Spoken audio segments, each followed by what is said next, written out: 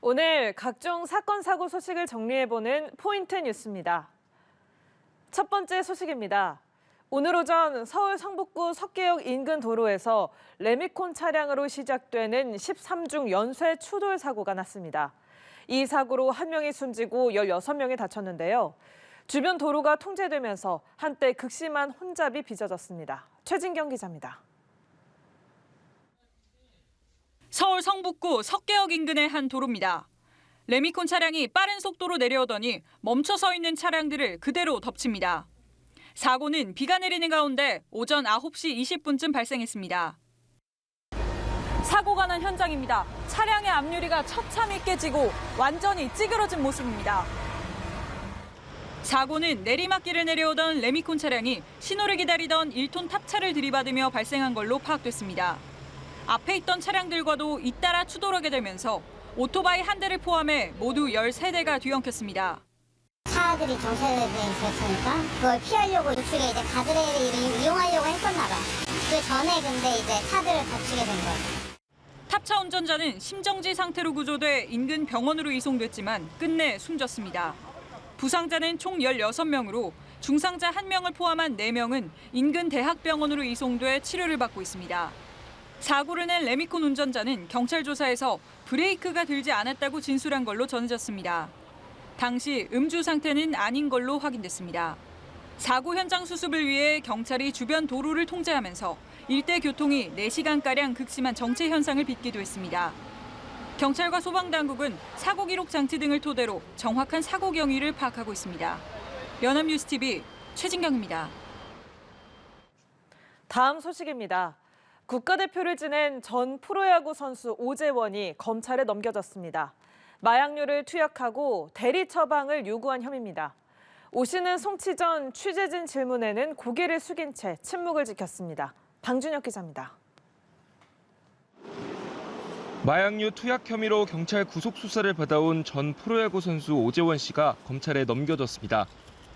모자와 마스크로 얼굴을 가린 채 유치장에서 나온 오 씨는 투약 시기 등을 묻는 취재진 질문엔 아무런 답변도 하지 않았습니다. 현역 때도 마약 투약하셨나요? 동료 선수들한테 대리 처방 부탁하신 거 맞습니까? 오 씨에게 적용된 혐의는 마약류 관리법 위반과 폭행 등입니다. 오 씨는 최근까지 필로폰을 투약하고 지인들에게 향정신성 의약품인 스틸녹스 등 수면제를 처방받게 한 뒤 이를 건네받아 상습 복용한 혐의를 받습니다. 동료 야구 선수와 자신이 운영하는 야구 아카데미 수강생과 학부모들에게도 대리 처방을 요구한 걸로 전해졌습니다. 여기에 자신을 신고한 여성을 폭행하고 휴대전화를 부순 혐의도 적용됐습니다. 경찰 관계자는 오 씨가 자신의 범행을 대체로 인정하고 있다고 전했습니다. 경찰은 대리 처방 의혹 등 추가 조사를 이어가겠다는 계획입니다.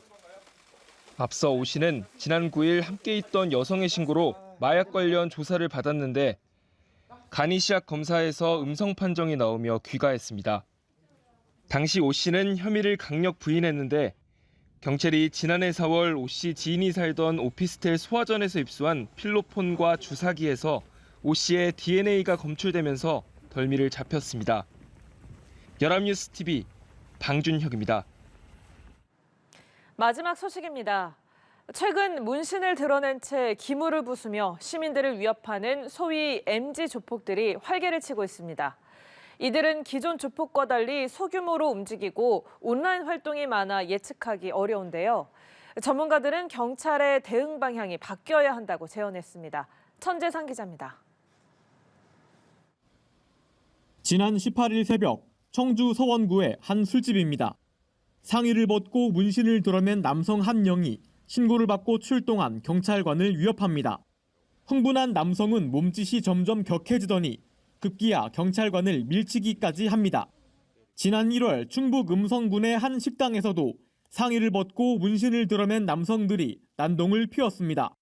손님들이 겁에 질려 빠져나가자 이들은 식당 의자를 넘어뜨리고 기물을 부쉈습니다. 이렇게 난동을 부린 이들은 모두 30대 이하인 이른바 MG 조폭입니다. 최근 전국적으로 이들 MG 조폭의 활동이 많아지고 있습니다. 경찰청에 따르면 지난해 조직폭력 범죄로 검거된 인원은 모두 3,272명인데 이 가운데 30대 이하가 전체의 63.4%를 차지했습니다. 이들 MG 조폭 검거 인원수도 지난 2020년 1,992명에서 지난해 2,073명으로 늘었습니다. 이들 MG 조폭은 기존 조폭과 다르게 온라인 활동이 많고 소규모로 움직이는 특성이 있습니다. 경찰은 최근 조폭들이 범죄 수익을 얻기 위해 사행성 영업에 뛰어드는 경우가 늘어나고 있다고 파악했습니다. 최근 5년간 전통적 조폭 범죄인 폭력 행사 비중은 감소하였으나 신종 범죄의 대표 유형인 도박 사이트 운영 등 사행성 범죄 비중은 증가하였습니다. 전문가는 변화한 조직 범죄자 유형에 맞춰 경찰의 대응 방안도 달라져야 한다고 제언했습니다. 이제는 소규모 범죄 활동들에 초점을 맞춰야 되고요. 이런 조직 범죄에 대한 모니터링이 필요하고요. 지금 경찰에서는 이런 조직 범죄를 대응하는 그런 인프라가 아직 갖춰지지 않았어요. 경찰은 지난 2월 신설한 형사기동대와 전담 수사팀을 중심으로 MG 조폭 등에 대한 특별 단속을 오는 7월 17일까지 벌일 계획입니다. 연합뉴스TV 천재상입니다.